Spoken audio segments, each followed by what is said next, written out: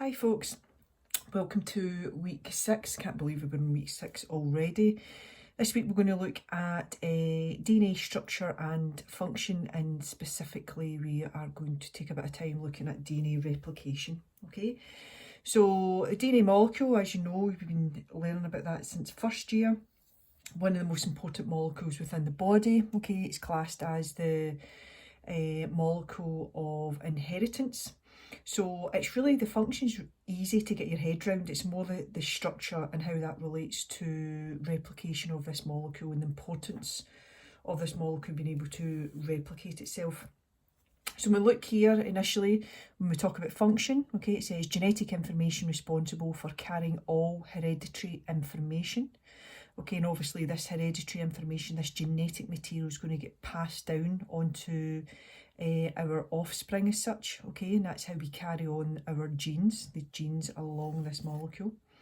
Genetic information helps the cell to synthesize specific proteins. So we spoke about that, I can't remember whether it was last week or the week before, in relation to protein synthesis, okay, and the importance of this code along this molecule that will dictate what type of protein is going to be synthesized or made.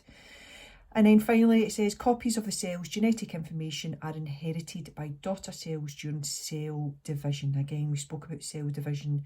In fact, I've just remembered that was last week, wasn't it? Cell division and differentiation.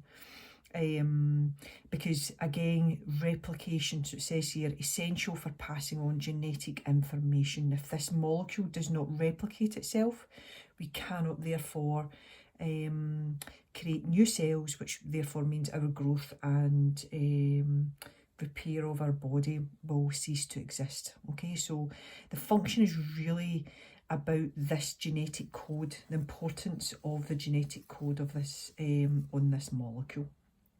All right, so structure, we're going to split structure up into the kind of basic components at first. And again, I know you will all remember a lot of this information from maybe even first year, or it could be when we looked at it in third year, and then we looked at it again at National 5 level. Okay, so it says it's a long molecule containing 2 strands coiled into the shape of a double helix. Okay, so helix is basically another word for spiral. So when you look at this diagram here, these are our 2 strands. So here is one strand and here is my second strand.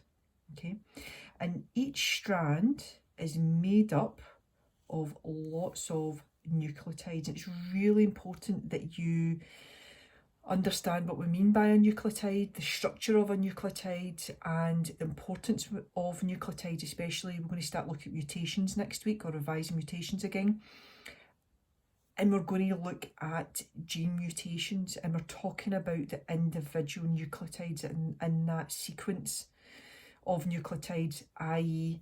creating that strand.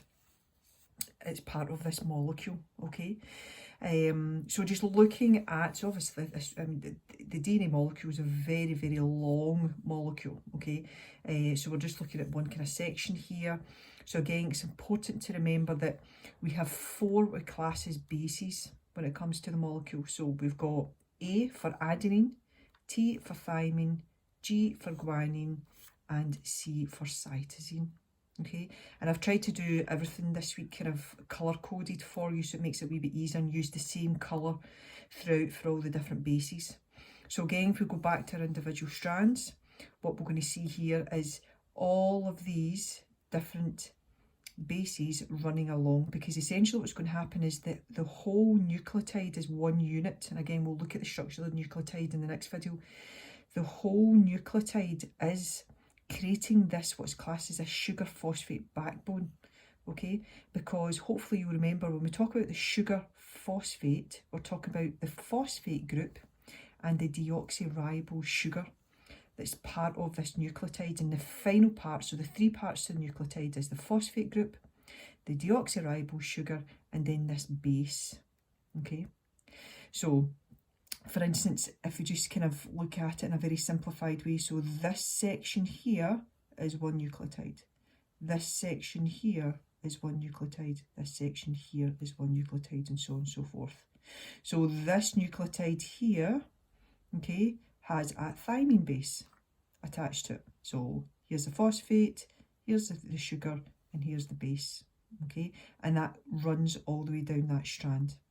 But the opposite strand, so remember there's hydrogen bonds acting in between, so binding these nucleotides together, okay, because what we say is that these bases have their complementary pairs, okay, the individual bases that they like to be paired up with, okay, and technically, chemically we're talking about there's an individual structure to all of these bases, and adenine and thymine, if you imagine it like two pieces of a jigsaw, they bond together, whereas adenine would not bond onto guanine because, again, like two bits of a jigsaw, if they're opposites in relation to they don't fit properly, then they're not going to bind, okay?